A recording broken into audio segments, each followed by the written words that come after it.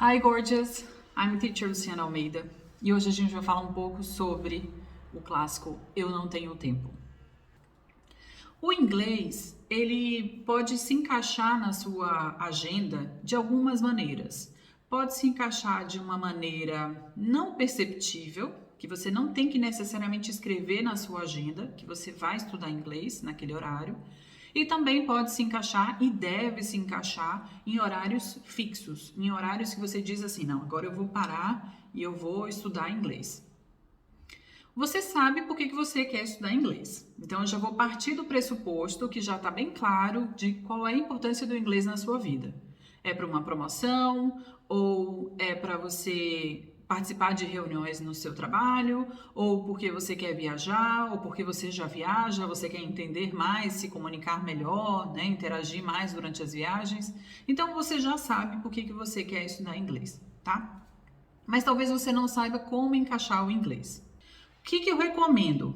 Comece fazendo uma avaliação de como é a sua semana. Como é que é a sua semana? Qual é o seu padrão? Você vai perceber que eu falo muito de padrões, mas isso ajuda a gente perceber onde que a gente pode encontrar tempo, né? Então, qual é o seu padrão de dia? Você tem os dias que você vai trabalhar no escritório ou você está trabalhando de casa todo o tempo? Você sempre tem que ir para o escritório, então tem vários padrões ali que você pode começar a detectar, certo? Vamos pensar na seguinte situação, de você estar ali, presente, prestando atenção, sentada e estudando. Se você precisa fazer deslocamentos.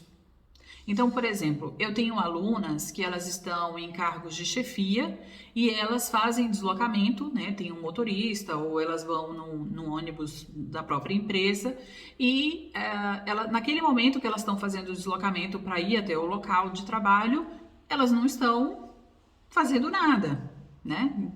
Ela pode não fazer nada. Mas você também pode aproveitar aquele tempo para você estudar inglês. Então você pode ouvir um podcast, você pode fazer pesquisas em inglês, você pode ler notícias em inglês. Ali naquele momento, a minha sugestão é: esteja naquele momento presente, pesquise sobre coisas que realmente te interessam, fazem sentido para você, são de repente importantes para uma viagem que você vai fazer. Então, se porventura eu estou planejando viajar para, sei lá, Turquia, que eu vou fazer uma viagem para a Turquia um dia, mas depois eu conto sobre isso. Eu vou começar a fazer a pesquisa em inglês. Então, eu posso pesquisar assim, places to visit in Turkey. Typical traditional food in Turkey. Então, esse tipo de pesquisa você pode fazer em inglês, você faz nesse momento, encaixa dentro da sua rotina, né, dentro daquele momento que você está fazendo deslocamento e você consegue estudar. As palavras que você, por um acaso, não compreender, não fique muito preocupada, presa a uma palavra em si. Eu sempre gosto de enfatizar que o importante é você entender o contexto. Se você conseguiu se você conseguiu perceber o contexto daquilo que você leu, ok, beleza. Se você quer chegar no próximo estágio, se você quer dar o próximo passo, aí você comece a compreender mais as frases. Então, o que naquela frase, de repente, você não conseguiu entender? Será que foi uma palavra que ficou faltando e aí você não tem certeza se aquela frase está defendendo ou se está discordando, né, de alguma ideia, de algum argumento? Então, ali sim, você vai pesquisar aquela palavra, certo? Se eu estou lendo sobre a Turquia, no exemplo que eu dei, eu não vou ficar tão presa a uma palavra simplesmente, só se essa palavra for importantíssima, por exemplo, coisas para não se fazer na Turquia, né? Porque podem ser ofensivas.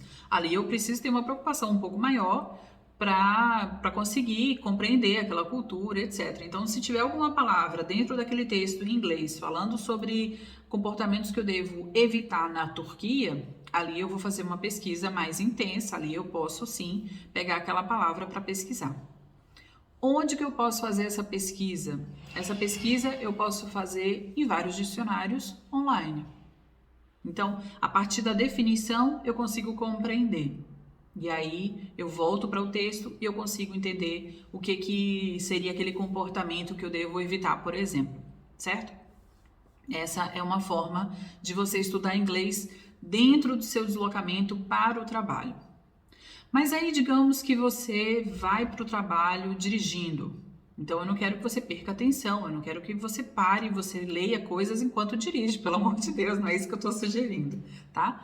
Mas você pode ouvir músicas e aí vai naquela linha de você ter o estudo do inglês, ainda que de maneira imperceptível.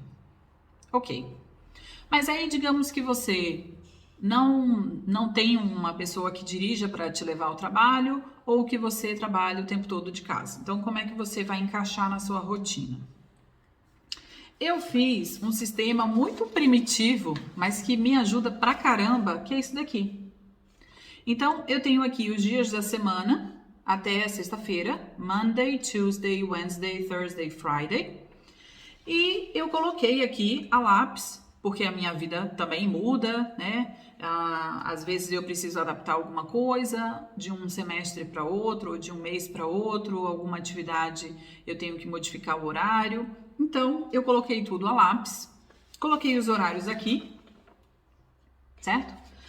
E como eu moro em Portugal, então eu tive que fazer uma adaptação. Eu coloquei os horários do Brasil e os horários de Portugal para saber exatamente que hora que é a aula, horário do Brasil e que hora que é a aula aqui em Portugal. Então eu também coloquei a lápis.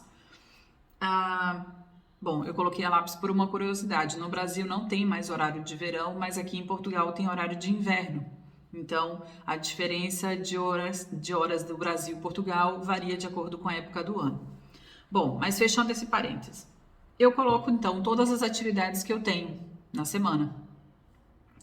Essas atividades, por exemplo, eu fiz uma distribuição e toda vez que alguém me pergunta assim, Luciana, será que a gente pode trocar o horário da aula? Eu primeiro checo aqui. Ou então, se eu quero fazer alguma coisa, né? Eu preciso, sei lá, sair para fazer compras. Eu primeiro checo aqui. Eu olho se eu tenho uma disponibilidade naquele momento ou se vai ficar muito apertado entre uma aula e outra, entre alguma atividade e outra. Então, isso me ajuda pra caramba. Depois que eu comecei a fazer dessa forma, e já tem quase 2 anos que eu faço dessa maneira, no começo eu tive uma certa resistência, porque eu achei assim, nossa senhora, que vida chata, né? Que vida monótona, ter que anotar tudo que eu vou fazer e tal. Mas o que eu percebi? Eu não anoto absolutamente tudo. Eu anoto aquilo que eu tenho um horário fixo. Então eu não abro mão daquele horário. Essa é a grande sacada. Esse sistema de colocar as atividades que eu tenho que fazer. Se, por exemplo, eu tivesse um horário de trabalho de 9 a 1, de 2 às 6, eu colocaria ali, né, escrito, de 9 a 1, trabalho. De 2 às 6, trabalho. Pronto, é isso, não vai mudar.